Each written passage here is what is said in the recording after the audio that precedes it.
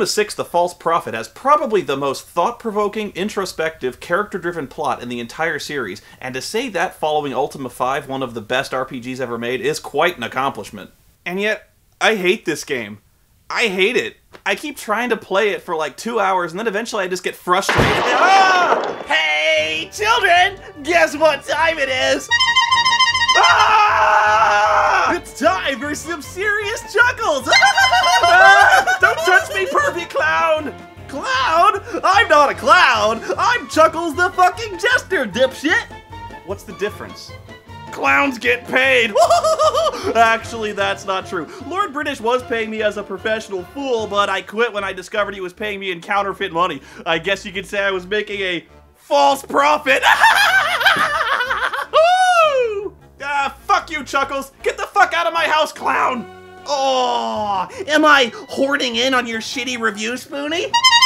Yes! I'm trying to inform the good people here about the awesome Ultima series. Boring! These reviews are too informative, too! Not Final Fantasy.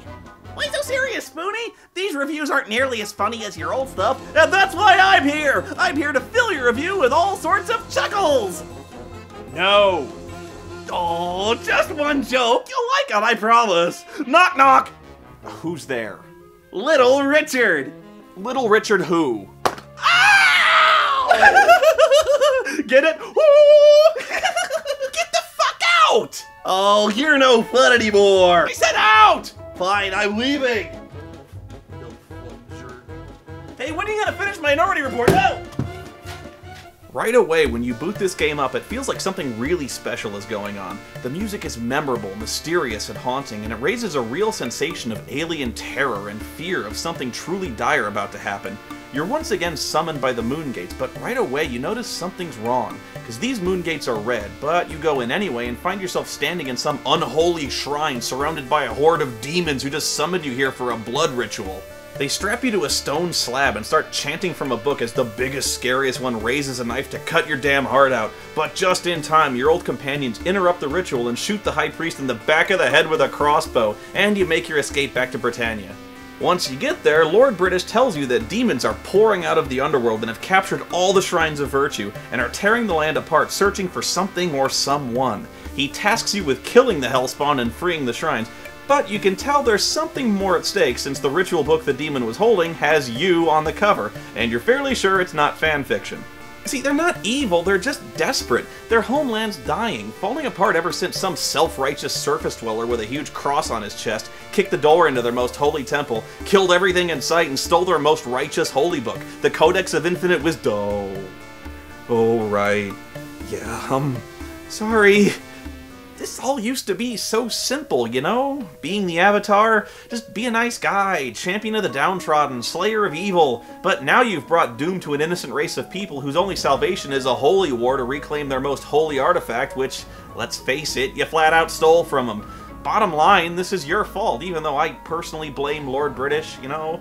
I mean, hey, he told me to do this shit, it wasn't my idea. And Lord British sure as hell ain't giving the Codex back now, being the racist prick he is. There may not be a way to save this situation, and the only way to appease the gargoyles is to give yourself up for the crimes you've committed, to die for the sins of your race. This is such a complex narrative with so many parallels to history and current events, it's almost beautiful. Too bad the game itself is so poorly designed. There's just too much fucking around with the inventory, too much clicking around, having to manage 5 inventories, one for every character, digging through all the bags and the bags within bags, looking through stacks of food and potions and identical keys, hundreds of fucking identical keys, and pieces of armor and weapons. There's so much stuff that's so small it's hard to tell what the hell it's supposed to be. What is that? That blue thing? It's a flask of oil? Wait, why do I have a rubber ducky? I'm serious, when the fuck did I get a rubber ducky? Wait, and the other blue bottle is ale? What, does ale in Britannia come in blue aluminum bottles now? What's this? What the fuck is it? A mug? Why does he have a mug? Why would I ever need that? And what's that? Go ahead, take a guess as to what this fucking thing is. I thought it was beef jerky, but no, it's a torch. Obviously, right? See, I see this, I think torch. And what's this? Pencils? No, it's crossbow bolts. When you kill monsters and search through their stuff, it all ends up in a huge stack, so that if you want something on the bottom of the stack, you have to take all the crap on top first. So if I want the 6 torches here, I first have to get the ale, 6 loaves of bread, 8 portions of meat, a red potion, a bag, 5 lockpicks, a wooden shield, leather boots, and a chain coif. What if I don't want to carry all that extra shit around? I have to pick it all up and throw it back down on the ground again. Simple coding issues like opening a chest and finding a spear, spear.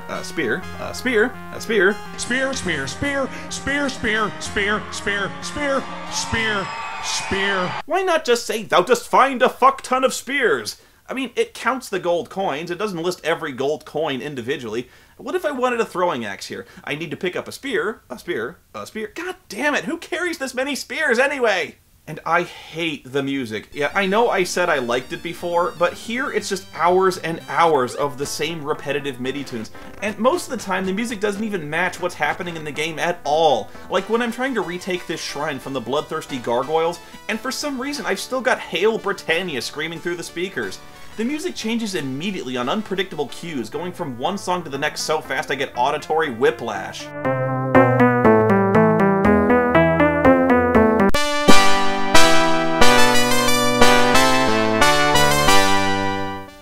Just feels so distant. It's hard to tell what's going on, who's attacking who, and how well you're doing. The sound effects are just plain silly, and your character is a complete pussy in this game. You're supposed to be the Avatar, and here I am getting my ass handed to me by ROUSs. I mean, it says giant rats, but I can barely see them on this tiny-ass screen. These tiny brown sprites on brown mud. In fact, I immediately got poisoned by these little bastards, and I had to run all the way back to Lord British to get healed. But guess what? The dude's asleep, and there's no way to fucking wake him up! LB! Hey, come on! It's me, the Avatar! I got rapid onset Black Death from the rats in your goddamn sewer! I'm dying, you fool! Don't you care? Don't you even care? What is with this guy? Douchebag could sleep through a nuclear bomb! Well, he won't wake up till morning, so I had no choice. I just had to wander off and eventually die horribly of disease sitting on Lord British's freaking throne. Maybe when he wakes up, he'll notice I filled his fucking chair with my own evacuated bowels when I finally died a horrible, clenching, oozing death of the fucking Motaba virus, shithead. I seriously got fed up with the size of the screen here, too. I can't see anything half the time in this game. The overhead view takes up less than half the screen, which is the way it's always been, I know, but now you have to contend with the fog of darkness, which is what really annoyed me about this game more than anything. Now I can barely see 10 feet in any direction without a torch or a light spell. And no, I'm not complaining that it's dark at night. I'm not an idiot, but I can't even see in what should be well-lit areas of Lord British's castle. Throw me a bone! I don't know, the ending just seems way too convenient for me. You discover that the Codex really comes from outer space, or some weird astral plane called the Vortex. It's just floating around out there, and I have no idea why it's there, or who made it, or how anyone knew to look for a magic book floating in the Vortex. It just sounds dumb and made up. Did God write it? Lord Xenu? You can't just make this shit up, you know. Well, you finally appease both peoples by getting a magic thing called the Vortex Cube, which just exists because shut up it does. You load the Vortex Cube with the Stones of Virtue, and that beams the Codex back into space. And then you make magic lenses that the kings of both races have to use together to see in the Vortex to read the Codex. I don't know, it's stupid. I got a real problem with this for some reason. It's just too neat and tidy.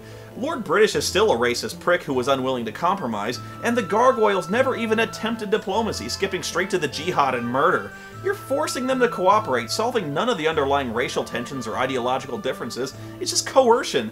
And oh yeah, the gargoyles learned a completely different set of virtues from the Codex than you did. Control, passion, and diligence. And what chapter of the book was that? Did I never finish reading the fucking thing? Is it in the index somewhere? Hey kids, guess what time it is? Ah! Not a fan of you 6. You think it's lame? Well, why not try a new game? I call it The Game. Oh, original. And you just lost. What is this? Like some game on the internet where you lose by... It's not on the web, and you just lost again. Ow! Fucking... Ah! It's a game of words, Spoon. Hear me well. No, I think this game sucks way worse than Ultima 6. Oh, but Spoon, you did not tell them the best part. You get to talk to me! Oh yeah, you actually get to talk to fucking Chuckles in this game, who tells you some really stupid and pointless jokes, but that's not the best part. The best part is when I brought a cannon into the courtyard, shot Chuckles in the face with it, and hid his body in a trunk in Lord British's bedroom. Now that was funny. Oh, you thought that was fun? You thought that was a bunch of laughs? Well, let's see how much you like old Chuck when he shoves this DVD of the game right up your ass! Yeah! Look, Burton! Death Ray! Now! Oh no!